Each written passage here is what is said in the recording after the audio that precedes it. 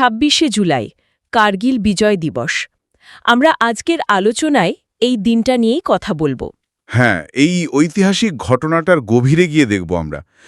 এর প্রেক্ষাপট, ঘটনাগুলো আর এর গুরুত্ব। ঠিক, আমাদের কাছে যে সূত্রগুলো আছে সেগুলোর ভিত্তিতেই আলোচনাটা করব। চেষ্টা করব পুরো ছবিটা তুলে ধরতে। অবশ্যই, শুধু ঘটনা নয়, তার পেছনের কারণগুলো বোঝা দরকার। কেন হঠাৎ ১৯৯৯-এ কার্গিলের মতো একটা জায়গা যুদ্ধের কেন্দ্র হয়ে উঠল। সেটাই। তাহলে একদম শুরু থেকে যদি দেখি, এই সংঘাতের মূল কারণটা কি ছিল? দেখুন, গোড়ায় তো সেই কাশ্মীর সমস্যা, যেটা ৪৭ থেকেই চলছে। হ্যাঁ, সেটা তো আছেই। কিন্তু ১৯৯৯-এর ব্যাপারটা একটু আলাদা। আসলে পাকিস্তান আর্মি, ওদের নর্দার্ন লাইট ইনফ্যান্ট্রি আর তার সাথে কিছু জঙ্গি গোষ্ঠী, আচ্ছা। ওরা মিলে কার্গিলের খুব স্ট্র্যাটেজিক কয়েকটা উঁচু পোস্ট দখল করার একটা গোপন প্ল্যান করে অপারেশন বদর নাম দিয়েছিল। কিন্তু এত কঠিন একটা জায়গায়, এত উঁচুতে ওরা ভাবল কি করে যে এটা সফল হবে? ওদের ধারণা ছিল কয়েকটা জিনিসের উপর। এক, হয়তো ভেবেছিল শীতকালে অত উঁচুতে ভারতের টহলদারি থাকবে না বা কম থাকবে।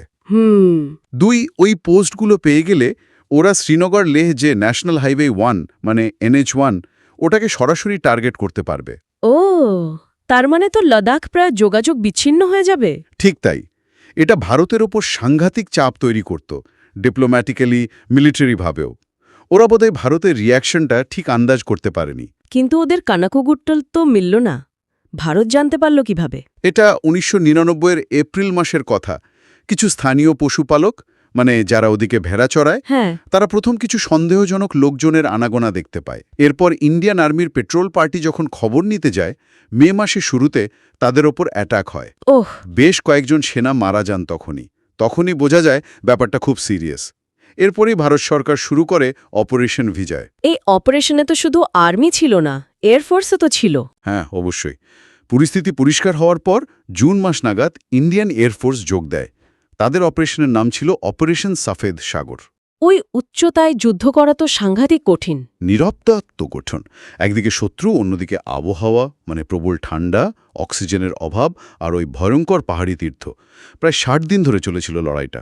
ভারতীয় সেনার স্ট্র্যাটেজি কি ছিল এই অবস্থায়? অনেকগুলো জিনিস একসাথে কাজ করেছে। রাতের অন্ধকারে অ্যাটাক করাটা খুব গুরুত্বপূর্ণ ছিল। আচ্ছা। বোফোর্স গানগুলো খুব সাহায্য করেছিল। নিখুঁত নিশানায় শত্রুর বাংকার উড়িয়ে দিয়েছে। আর স্পেশালি যারা পাহাড়ি লড়াইয়ে ট্রেনিং প্রাপ্ত, সেই ইউনিটগুলোকে নামানো হয়েছিল। আর লোকাল মানুষের সাহায্য নেওয়া হয়েছে ইনফরমেশন জোগাড় করার জন্য। কিন্তু এই সাফল্যের জন্য অনেক বড় মূল্য দিতে হয়েছে। হ্যাঁ, দুঃখজনকভাবে আমাদের ৫২৭ জন সেনা শহীদ হন আর ১৩০০রও বেশি আহত। বিরাট ক্ষতি। এই আত্মত্যাগের গল্পগুলোই তো আসলে আমাদের অনুপ্রেরণা। একদম। ক্যাপ্টেন বিক্রম বাত্রার কথা ভাবুন। টাইগার হিল দখলের সময় তার সাহস, তার নেতৃত্ব। হ্যাঁ, ও সে কথাটা, ইয়ে দিল মাঙ্গে মোর। কারেক্ট। আজও সবার মুখে মুখে ফেরে। ওকে তো মরণোত্তর পরমবীর চক্র দেওয়া হয়। যুদ্ধের সময় ভারতের সর্বোচ্চ সম্মান। আরও তো বীরেরা ছিলেন। অবশ্যই। রাইফেলম্যান সঞ্জয় কুমার প্রায় একা হাতে শত্রুর বাংকার দখল করেছিলেন। গ্রেনেডিয়ার যোগেন্দ্র সিং যাদব গুলি লেগে যাওয়ার পরেও লড়ে গেছেন। এনারাও পরমবীর চক্র পেয়েছেন। লেফটেন্যান্ট অনুজ নায়ার নিজের জীবন দিয়ে একটা বাংকার ধ্বংস করেন। ওকে মহাবীর চক্র দেওয়া হয়। এরকম অসংখ্য অসংখ্য বীর আছেন। এদের সবার মিলিত আত্মত্যাগেই কার্গিলের বিজয়। আর তাই জন্যই ২৬শে জুলাই দিনটা এত গুরুত্বপূর্ণ, শুধু একটা তারিখ নয়। ঠিক। ১৯৯৯ সালের এই ২৬শে জুলাই ভারত ঘোষণা করে যে কার্গিল পুরোপুরি শত্রুমুক্ত, আমাদের জয় হয়েছে।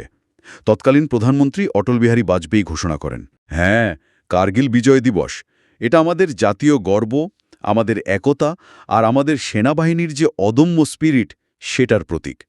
প্রতি বছর দিল্লিতে ন্যাশনাল ওয়ার মেমোরিয়াল, লাদাখে দ্রাসে কার্গিল ওয়ার মেমোরিয়ালে শহীদদের শ্রদ্ধা জানানো হয়। তাহলে যদি আমরা গোটা ব্যাপারটা থেকে মূল বিষয়টা বোঝার চেষ্টা করি, কার্গিল যুদ্ধ আমাদের কি বার্তা দেয়? এটা দেখায় যে দেশের সার্বভৌমত্ব রক্ষার প্রশ্নে ভারত কতটা দৃঢ়। চরম প্রতিকূল পরিবেশেও আমাদের সেনা জওয়ানদের সাহস, তাদের পেশাদারিত্ব, দেশপ্রেম, এটা তারই উদাহরণ। আর অবশ্যই শহীদদের আর তাদের পরিবারদের প্রতি আমাদের কৃতজ্ঞ থাকতে শেখায়। আলোচনা প্রায় শেষের দিকে, কিন্তু একটা প্রশ্ন মনে আসছে, কার্গিলের ওই উঁচু পাহাড়গুলো আমরা সেদিন ফিরিয়ে এনেছিলাম ঠিকই, কিন্তু সেই যুদ্ধে আমাদের জওয়ানরা দেশপ্রেম আর কর্তব্যের যে আদর্শ দেখিয়ে গেছেন, সেই আদর্শকে আমরা আজ কতটা উঁচুতে রাখতে পারছি আমাদের নিজেদের জীবনে, এটা বোধহয় ভাবার বিষয়।